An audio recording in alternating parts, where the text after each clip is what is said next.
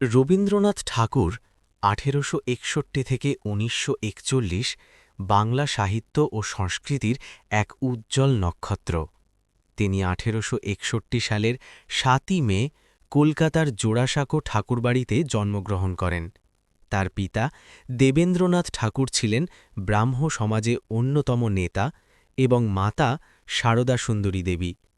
শৈশব থেকেই রবীন্দ্রনাথ সাহিত্য, সঙ্গীত ও দর্শনের প্রতি গভীর অনুরাগী ছিলেন। প্রথাগত শিক্ষার চেয়ে তিনি স্বশিক্ষায় বেশি আগ্রহী ছিলেন। অল্প বয়সেই কবিতা লেখা শুরু করেন এবং ধীরে ধীরে বাংলা সাহিত্যকে এক নতুন দিশা দেন।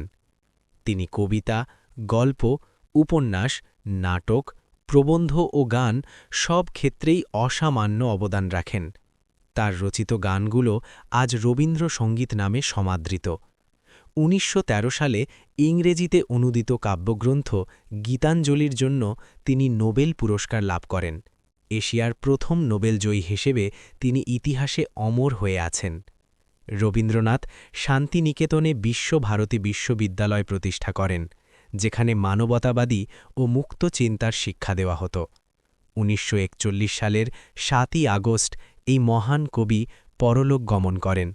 তার সাহিত্য ও চিন্তাধারা আজও বাঙালির জীবন ও সংস্কৃতিকে গভীরভাবে প্রভাবিত করে চলেছে। আজ আমরা শুনব রবীন্দ্রনাথ ঠাকুরের লেখা ছোট গল্প দান প্রতিদান।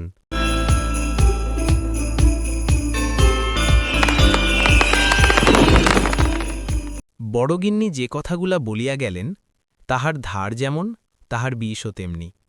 যে হতভাগিনীর উপর প্রয়োগ করিয়া গেলেন, তাহার চিত্তপুতুলি একেবারে জ্বলিয়া জ্বলিয়া লুটিতে লাগিল।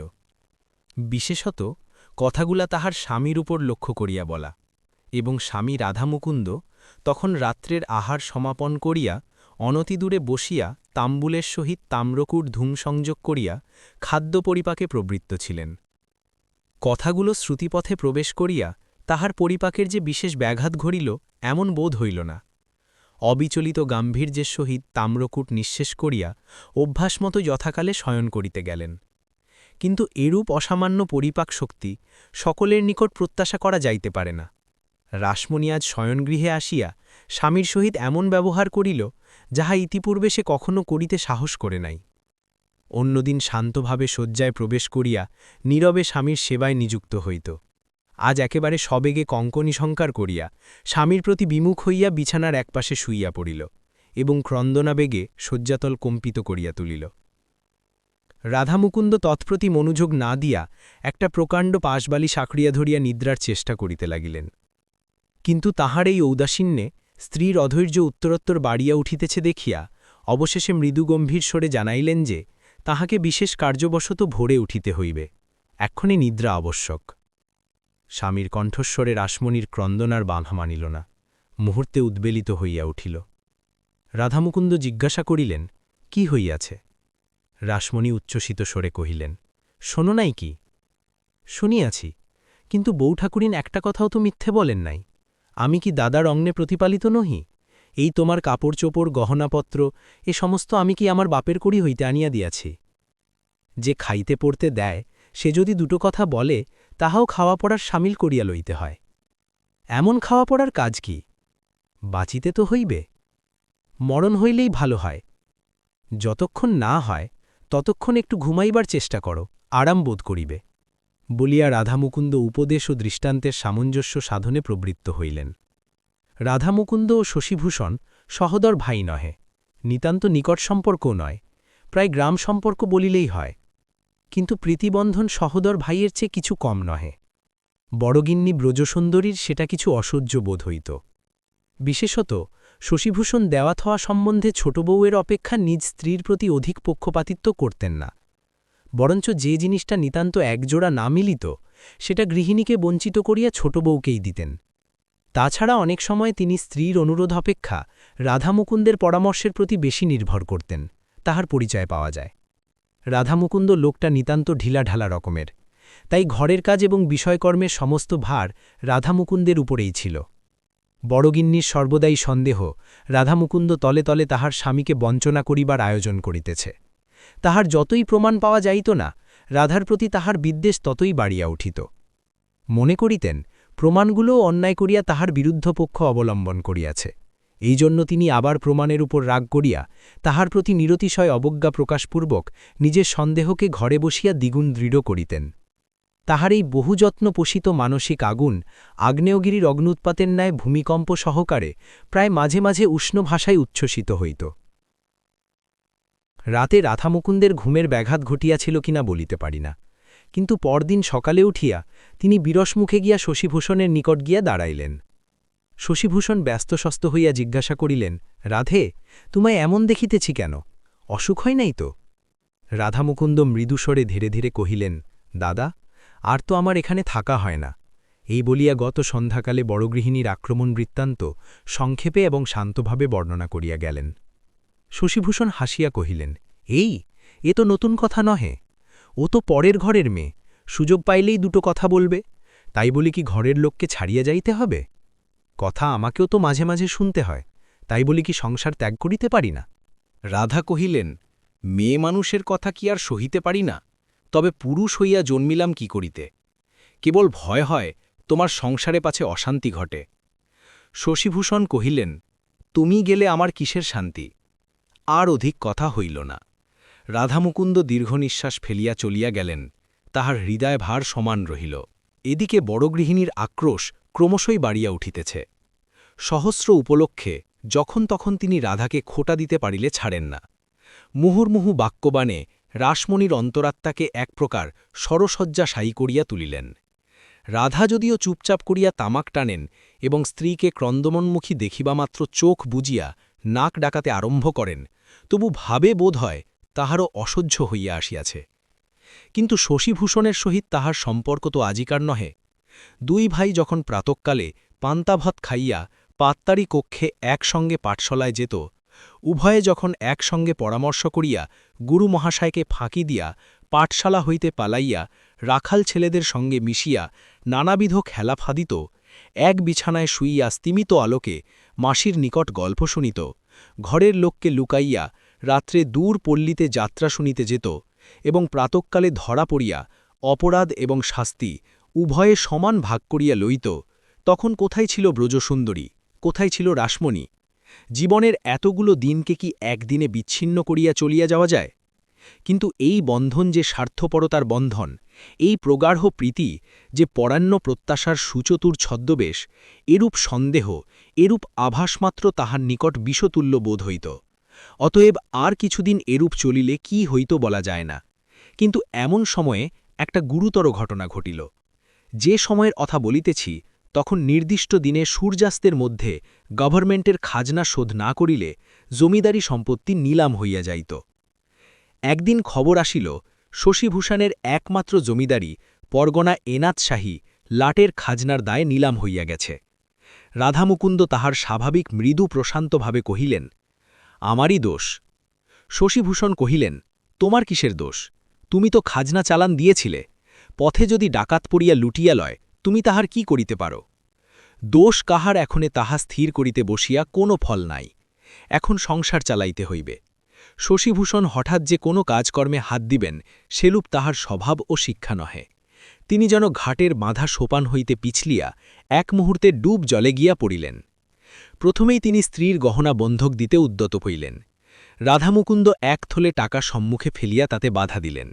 তিনি পূর্বেই নিজ স্ত্রীর গহনা বন্ধক রেখে যথোপযুক্ত অর্থ সংগ্রহ করিয়াছিলেন। সংসারে একটি এই মহৎ পরিবর্তন দেখা গেল। সম্পদকালে গৃহিণী যাকে দূর করিবার সহস্র চেষ্টা করিয়াছিলেন, বিপদকালে তাহাকে ব্যাকুলভাবে অবলম্বন করিয়া ধরিলেন। এই সময়ে দুই ভ্রাতার মধ্যে কাহার উপরে অধিক নির্ভর করা যাইতে পারে, তাহা বুঝিয়া লইতে তাহার বিলম্ব হইল না। কখনো যে রাধামুকুন্দের প্রতি তাহার তিলমাত্র বিদ্বেষভাব ছিল, এখন আর তাহা প্রকাশ পায় না। রাধামুকুন্দ পূর্ব হইতেই স্বাধীন উপার্জনের জন্য প্রস্তুত হইয়াছিল। নিকটবর্তী শহরে সে মোক্তারি আরম্ভ করিয়া দিল। তখন মোক্তারি ব্যবসায় আয়ের পথ এখনকার অপেক্ষা বিস্তৃত ছিল এবং তীক্ষ্ণ বুদ্ধি, সাবধানী রাধামুকুন্দ প্রথম হইতেই পসার জমাইয়া তুলিল। ক্রমে সে জেলার অধিকাংশ বড় বড় জমিদারের কার্যভার গ্রহণ করিল। এখন এই রাসমণির অবস্থা পূর্বের ঠিক বিপরীত। এখন রাসমণির স্বামীর অন্নে শশীভূষণ এবং ব্রজসুন্দরী প্রতিপালিত। সে কথা লইয়া সে স্পষ্ট কোনো গর্ব করিয়াছিল কি না জানি না, কিন্তু কোনো একদিন বোধহয় আভাসে ইঙ্গিতে ব্যবহারে সেই ভাব ব্যক্ত করিয়াছিল। বোধহয় দেমাকের সহিত পা ফেলিয়া এবং হাত দুলাইয়া কোনো একটা বিষয়ে বড় গৃহিণীর ইচ্ছার প্রতিকূলে নিজের মনোমত কাজ করিয়াছিল, কিন্তু সে কেবল একটি দিন মাত্র। তাহার পরদিন হইতে সে যেন পূর্বের অপেক্ষাও নম্র হইয়া গেল, কারণ কথাটা তাহার স্বামীর কানে গিয়াছিল, এবং রাত্রে রাধামুকুন্দ কি যুক্তি প্রয়োগ করিয়াছিল ঠিক বলিতে পারি না। পরদিন হইতে তাহার মুখে আর রা রহিল না, বড় গৃহিণীর দাসীর মতো হইয়া রহিল। শোনা যায় রাধামুকুন্দ সেই রাত্রেই তাহার স্ত্রীকে তাহার পিতৃভবনে পাঠাইবার উদ্যোগ করিয়াছিল, এবং সপ্তাহকাল তাহার মুখদর্শন করেন নাই।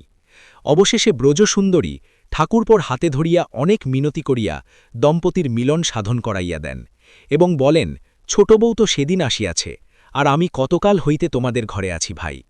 আমাতে যে চিরকালের প্রিয় সম্পর্ক, তাহার মর্যাদা ও কি বুঝিতে শিখিয়াছে? ও ছেলে মানুষ, ওকে মাপ করো।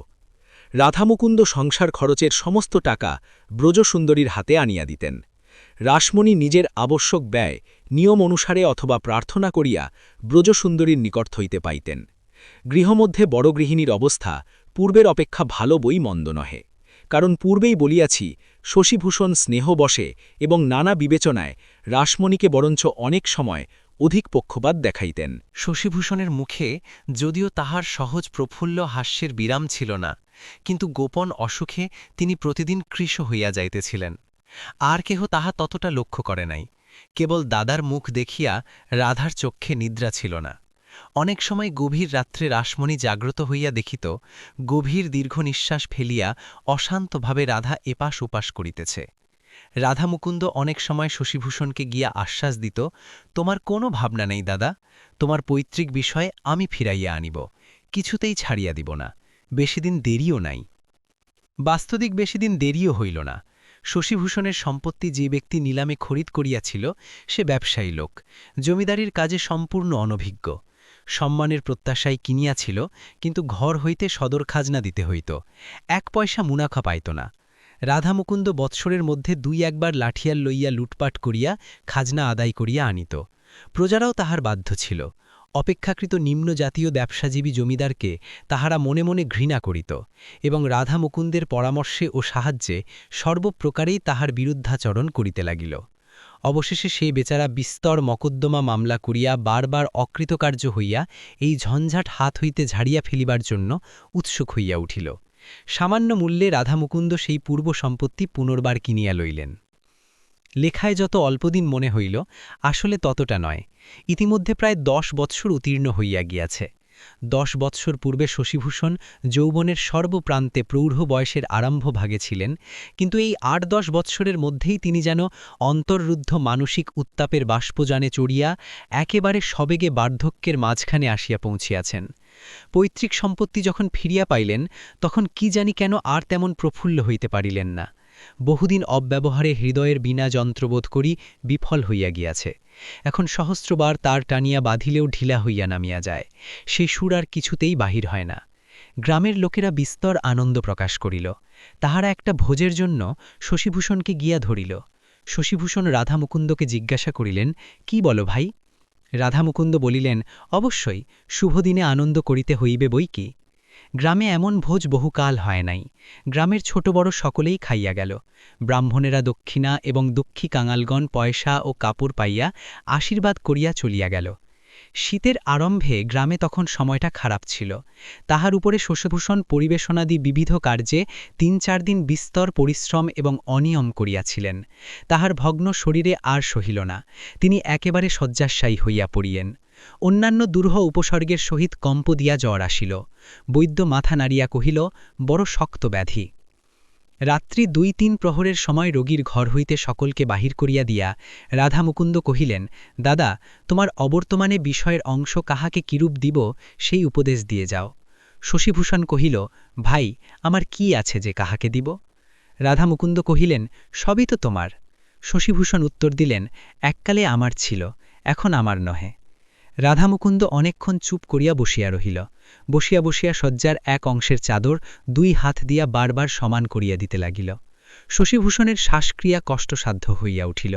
রাধা মুকুন্দ তখন শয্যা প্রান্তে উঠিয়া বসিয়া রোগীর পা দুটি ধরিয়া কহিল, দাদা, তোমার অবর্তমানে বিষয়ের অংশ কাহাকে কিরূপ দিব সেই উপদেশ দিয়ে যাও। শশীভূষণ কোনো উত্তর করিলেন না। রাধা মুকুন্দ বলিয়া গেলেন। সেই স্বাভাবিক শান্ত ভাব এবং ধীরে ধীরে কথা, কেবল মাঝে মাঝে একটা একটা দীর্ঘ নিঃশ্বাস উঠিতে লাগিল। দাদা, আমার ভালো করিয়া বলিবার ক্ষমতা নাই। মনের যথার্থ যে ভাব সে অন্তর্যামী জানেন, আর পৃথিবীতে যদি কেহ বুঝিতে পারে তো হয়তো তুমি পারিবে। বালককাল হইতে তোমাতে আমাতে অন্তরে প্রভেদ ছিল না, কেবল বাহিরে প্রভেদ ছিল। কেবল এক প্রভেদ ছিল, তুমি ধনী, আমি দরিদ্র। যখন দেখিলাম এই সামান্য সূত্রে তোমাতে আমাতে বিচ্ছেদের সম্ভাবনা ক্রমশই গুরুতর হইয়া উঠিতেছে, তখন আমি সেই প্রভেদ লোপ করিয়াছিলাম। আমি সদর খাজনা লুট করাইয়া তোমার সম্পত্তি নিলাম করাইয়াছিলাম। শশীভূষণ তিলমাত্র বিস্ময়ের ভাব প্রকাশ না করিয়া ঈষৎ হাসিয়া মৃদুস্বরে রুদ্ধ উচ্চারণে কহিলেন, ভাই, ভালোই করিয়াছিলে, কিন্তু যে জন্য এত করিলে তাহা কি সিদ্ধ হইল? কাছে কি রাখিতে পারিলে? দয়াময় হরি, বলিয়া প্রশান্ত মৃদু হাস্যের উপরে দুই চক্ষু হইতে 2 বিন্দু অশ্রু গড়াইয়া পড়িল। রাধামুকুন্দ তাহার 2 পায়ের নিচে মাথা রাখিয়া কহিল, দাদা, মাপ করিলে তো? শশীভূষণ তাকে কাছে ডেকিয়া তাহার হাত ধরিয়া কহিলেন, ভাই, তবে শোনো, একথা আমি প্রথম হইতেই জানিতাম। তুমি যাদের সহিত ষড়যন্ত্র করিয়াছিলে তাহারাই আমার নিকট প্রকাশ করিয়াছে। আমি তখন হইতে তোমাকে মাপ করিয়াছি। রাধামুকুন্দ 2 করতলে লজ্জিত মুখ লুকাইয়া কাঁদিতে লাগিল। অনেকক্ষণ পরে কহিল, দাদা, মাপ যদি করিয়াছ তবে তোমার এই সম্পত্তি তুমি গ্রহণ করো, রাগ করিয়া ফিরাইয়া দিও না। শশীভূষণ উত্তর দিতে পারিলেন না, তখন তাহার বাক রোধ হইয়াছে। রাধা মুকুন্দের মুখের দিকে অনিমেষ দৃষ্টি স্থাপিত করিয়া একবার দক্ষিণ হস্ত তুলিলেন। তাহাতে কি বোঝাইল বলিতে পারি না, বোধ করি রাধা মুকুন্দ বুঝিয়া থাকিবে।